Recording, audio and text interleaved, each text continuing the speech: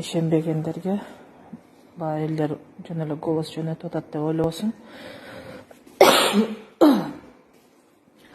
Но красный зона деген бул опасный зона. Бул жакта инфекциясы бар адамдар жатат.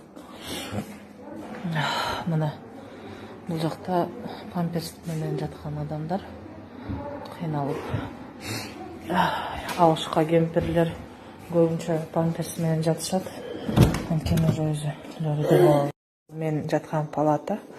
Бул жакта мына адамдар кислород менен дем алып атышат. Жакта дагы кислород менен дем алып жатышат. Мына кислород менен дем алгандар. Бул менин кислородум. Мен азыр коридорго чыгып келдим. Мына мен жаткан палата, мен жаткан кровать.